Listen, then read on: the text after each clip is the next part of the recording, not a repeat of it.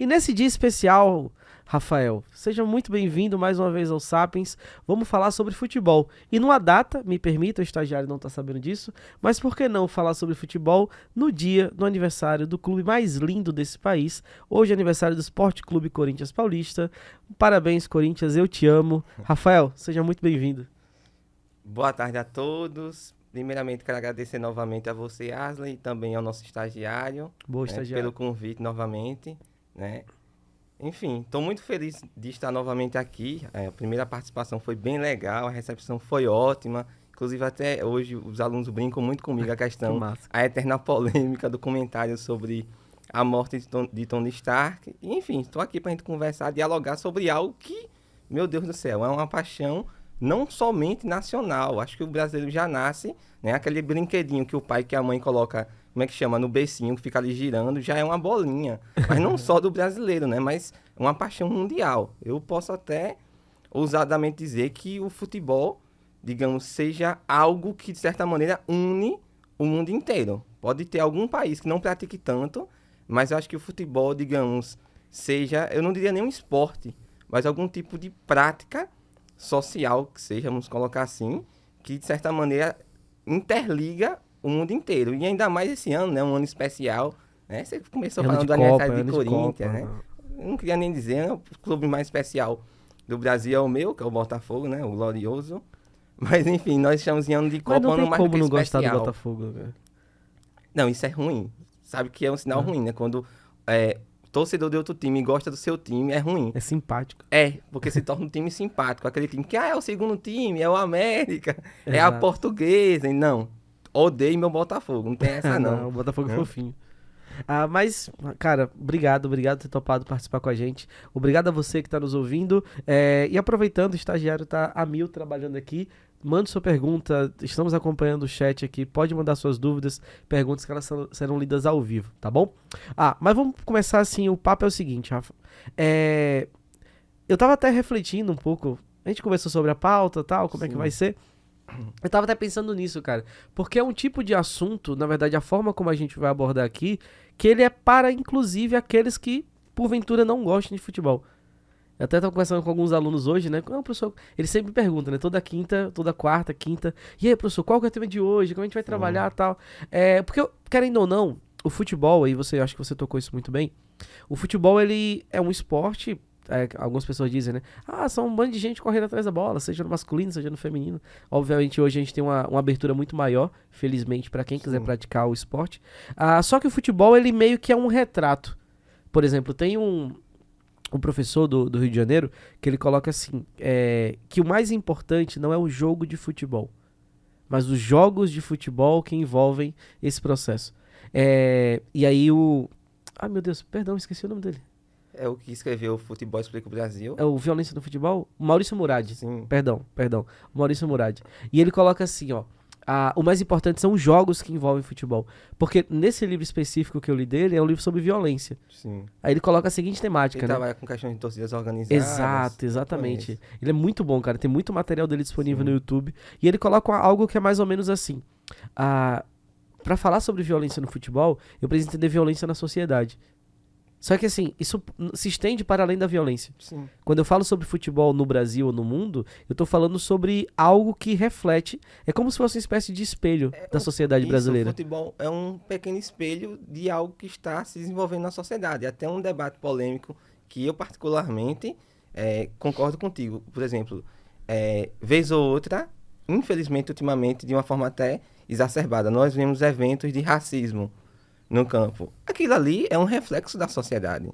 E olha que há quem diga, não, mas é um campo de futebol, pode tudo. Eu sou absurdamente contrário a isso.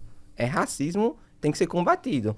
Mas o futebol tem esse aspecto, digamos, do microcosmo da sociedade. É um espaço ali onde, de certa maneira, as pessoas... E aí entra um aspecto também que deve ser colocado em conta. Como, digamos, é um espaço ali fechado, né, dentro de um campo, mas ao mesmo tempo aberto, digamos, talvez os pensamentos fluam com mais velocidade, com mais liberdade. E aí é que a gente pode observar, digamos, esse pensamento que corre na sociedade. É aquela pessoa que, digamos, que é racista, mas na rua segura um pouco, no estádio de futebol ela solta, o homofóbico aproveita o mesmo momento para soltar um comentário, então assim, e é claro que não só o aspecto negativo, mas a gente pode enxergar várias questões positivas em relação à sociabilidade. Futebol também é um espaço de sociabilidade, de criação de amizade, de lazer, de contestação política. Assim, eu faço até questão de começar a minha fala, e aí, se quiser interromper, eu sou tagarela, eu começo a interromper. Você tá aqui pra te ouvir. Cara. Eu sou contra aquela frase, o futebol é o ópio do povo.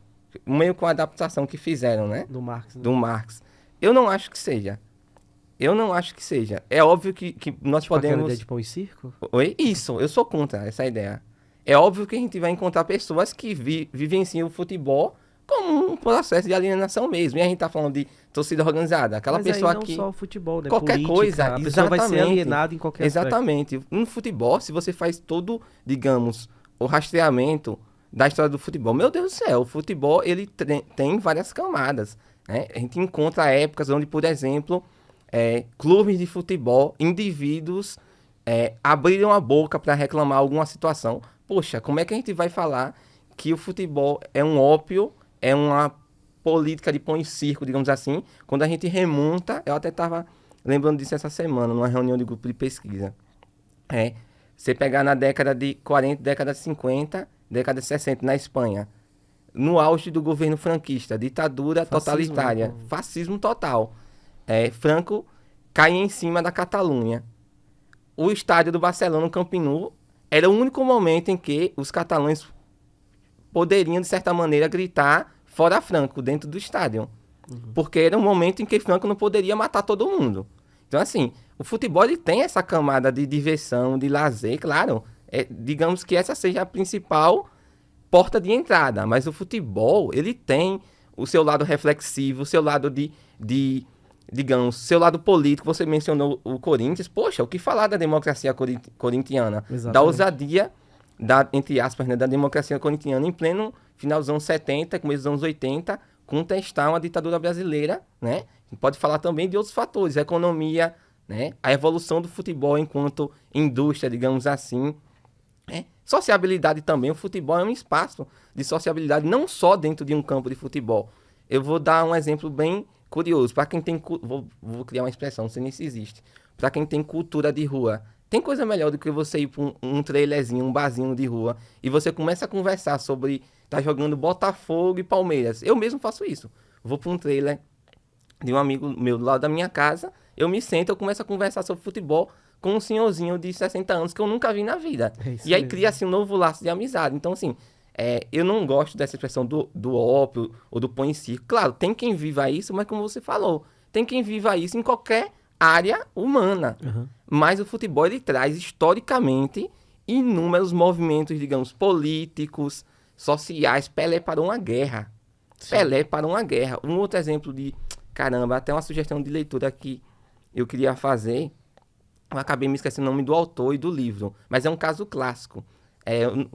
Digamos que o que aconteceu é o chamado Jogo da Morte. Durante a Segunda Guerra Mundial, quando a Alemanha invade a Ucrânia, enfim, acontece uma série de processos por lá, e o time do Dinamo de Kiev, ele é obrigado a jogar contra uma seleção nazista.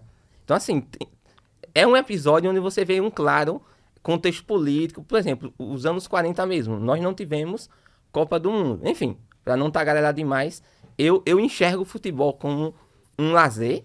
Claro, tem coisa melhor que você sentar de tarde e assistir um União Barbarense e Linense. Não, tô brincando. Assistir um jogo tipo da Botafogo, Champions League. Do Botafogo. Chega a dar tristeza, meu Deus do céu. Mas, além da diversão, né? Tem esse lado que, se você observar com mais calma, você consegue perceber o futebol. Assim como nós conversamos sobre o cinema, o futebol, ele reflete, né, os aspectos da sociedade com o passar das décadas. Desde a questão econômica, social, né, desde a questão tecnológica, que é algo crucial hoje em dia. Entendeu? Tipo, futebol hoje é praticamente robótico, você colocar assim. Um jogador usa uma chuteira que praticamente passou 6 meses sendo testada. Tipo, só falta voar a chuteira por si só. O que era totalmente contrário dos anos 60, onde a bola era pesadíssima. Se chovesse, a bola virava um pedaço de pedra. Então, assim, a gente consegue observar O futebol é esse espelho, digamos, social e político. Ele vai sendo influenciado, né, digamos, com as questões sociais no passar das décadas.